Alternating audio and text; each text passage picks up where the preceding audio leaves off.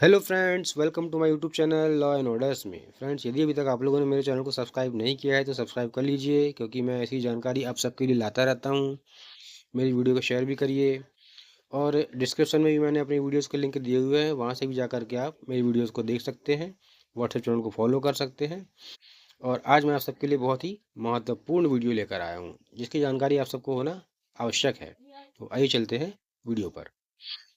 गवाह को बुलाने पुनः जांच करने की अदालत की शक्ति। बीएनएसएस 2023 की धारा 348 और सीआरपीसी की धारा 311 किसी भी अपराध की जांच या न्यायिक प्रक्रिया के दौरान साक्ष्य और गवाहों की भूमिका बहुत महत्वपूर्ण होती है।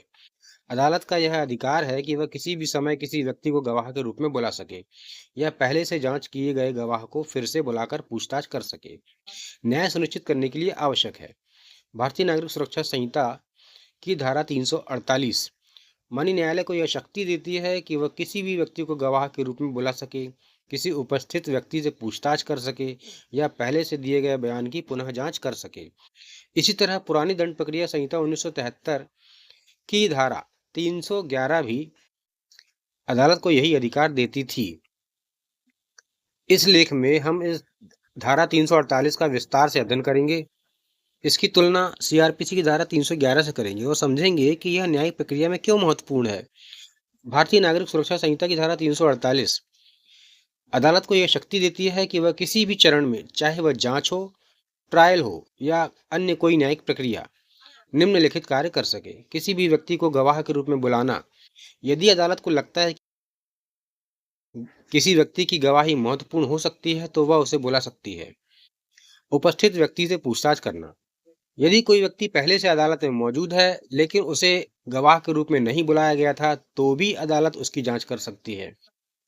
पहले से गवाह बने व्यक्ति को पुनः बुलाना और पुनः जांच करना।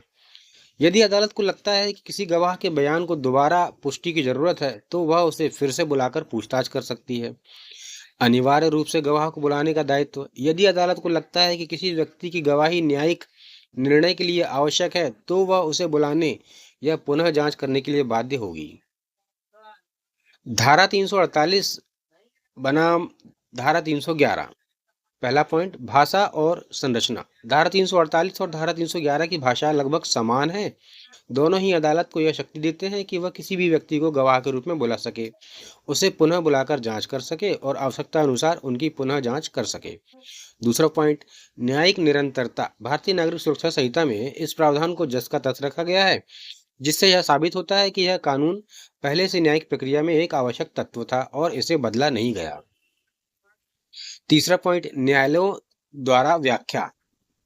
चूंकि धारा 348 सीआरपीसी की धारा 311 का ही प्रतिरूप है, इसलिए पहले दिए गए न्यायिक निर्णय इस धारा पर भी लागू होते हैं। जहीरा हबीबुल्ला शेख वर्सेस गुजरात राज्य 2004। इस मामले में माननीय सुप्रीम कोर्ट ने कहा कि यदि किसी गवाह की गवाही न्याय के लिए आवश्यक है तो अदालत को उसे बुलाने से पीछे नहीं हटना चाहिए। इसी तरह दूसरा judgement Natasha Singh versus CBI 2013 का मामला। इसमें माननीय सुप्रीम कोर्ट ने कहा कि धारा 311 अब धारा 348 है, उसका उपयोग सावधानी पूर्वक किया जाना चाहिए, लेकिन जब भी यह न्याय हित में हो इसे उदारता से लागू किया जाना चाहिए। इसी तरह एक और जजमेंट मोहनलाल श्यामजी सोनी वर्सेस भारत सरकार 1991। इस मामले में अदालत ने कहा कि गवाह को पुनः बुलाने का अधिकार केवल अभियोजन या बचाव पक्ष का ही नहीं है, बल्कि यह अदालत का भी कर्तव्य है कि जब भी यह न्याय के लिए आवश्यक हो। धारा 348 का अनुप्रयोग। पहला पॉइंट, गवाह को बुलाने की शक्ति। इस धारा के तहत यदि कोई महत्वपूर्ण गवाह किसी कारण से न्यायालय में उपस्थित नहीं हुआ तो अदालत उसे बुला सकती है। दूसरा, उपस्थित व्यक्ति से पूछताछ। अक्सर ऐसा होता है कि कोई व्यक्ति अदालत में उपस्थित तो होता है लेकिन उसे गवाह के रूप में नहीं बुलाया गया होता। यदि अदालत को लगता है कि उसकी गवाही महत्वपूर्ण हो सकती है तो उसे पूछताछ के लिए बुलाया जा सकता है। तीसरा पॉइंट, पुनः बुलाने और पुनः जांच करने की शक्ति। Power to recall and re examination witness. अगर अदालत को लगता है कि कोई गवाह पहले कुछ जरूरी बातें बताने से चूक गया था या यदि नए सबूत आए हैं तो उसकी गवाही को प्रभावित कर सकते हैं तो उसे फिर से बुलाया जा सकता है। चौथा, अनिवार्य सम्मन, मैंडेटरी समनिंग व्हेन नेसेसरी। यदि अदालत को लगे कि गवाह को बुलाना या उसकी पुनः जांच करना न्याय के लिए अनिवार्य है तो उसे ऐसा करना ही होगा। उदाहरण के लिए देखते हैं, जैसे कि पहला, गवाह जो शुरू में नहीं बुलाया गया था। एक हत्या के मुकदमे में अभियोजन और बचाव पक्ष अपने अपने गवाह प्रस्तुत करते हैं, लेकिन मुकदमे के दौरान एक स्वतंत्र गवाह सामने आता है जिसने घटना को प्रत्यक्ष रूप से देखा था। यदि अदालत को उसकी गवाही महत्वपूर्ण लगती है तो उसे धारा 348 के तहत बुलाया जा सकता है। इसी प्रकार दूसरा उदाहरण देखते हैं, गवाही में त्रुटि। एक चोरी के मामले में एक गवाह ने पहले कहा कि उसने आरोपी को घटना स्थल पर देखा था, लेकिन बाद में नए सबूत सामने आते हैं जिससे पता चलता है कि गवाह गलती कर सकता है। अदालत उसे पुनः बुलाकर पुनः जांच कर सकती है। तीसरा उदाहरण देखते हैं, अदालत में उपस्थित व्यक्ति से पूछताछ। एक धोखाधड़ी के मुकदमे के दौरान एक ऑडिटर अदालत में उपस्थित होता है और वित्तीय दस्तावेजों से संबंधित महत्वपूर्ण जानकारी प्रदान करता है। अदालत उसे गवाह के रूप में पूछताछ कर सकती है, भले ही उसे पहले बुलाया न गया हो। कानूनी सुरक्षा उपाय और सीमाएं। पहला पॉइंट, शक्ति का दुरुपयोग न हो। अदालत को यह सुनिश्चित करना होगा कि इस धारा का उपयोग अनुचित रूप से न किया जाए। दूसरा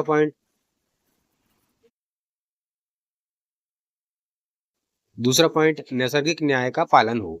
यदि कोई नया गवाह बुलाया जाता है या गवाही दोबारा ली जाती है तो दोनों पक्षों को उसे जांचने और सवाल करने का अवसर मिलना चाहिए। तीसरा, सटीक समय पर उपयोग। इस शक्ति का प्रयोग उचित समय पर किया जाना चाहिए, अन्यथा यह मुकदमे को अनावश्यक रूप से लंबा कर सकता है। धारा 348 BNSS 2023 का एक महत्वपूर्ण प्रावधान है जो न्यायालय को यह शक्ति देता है कि वह सत्य तक पहुंचने के लिए गवाहों को बुला सके, उनकी पुनः जांच कर सके और यह सुनिश्चित कर सके कि न्याय पूर्ण रूप से हो। यह धारा पुराने CRPC की धारा 311 के समान ही है, जिससे न्यायिक प्रक्रिया की निरंतरता बनी रहती है। यह प्रावधान यह सुनिश्चित करता है कि कोई भी महत्वपूर्ण साक्ष्य छूटे नहीं और अदालत न्यायिक निर्णय लेने में किसी भी तरह की त्रुटि न करे। तो ये था आज का बहुत ही महत्वपूर्ण वीडियो फ्रेंड्स, आप सबके लिए। आप सबको इस बारे में जानकारी होनी चाहिए कि अदालत की शक्ति क्या है गवाहों को बुलाने में और जांच करने में। तो फ्रेंड्स, मेरे वीडियो को शेयर करिए और चैनल को सब्सक्राइब करिए। धन्यवाद।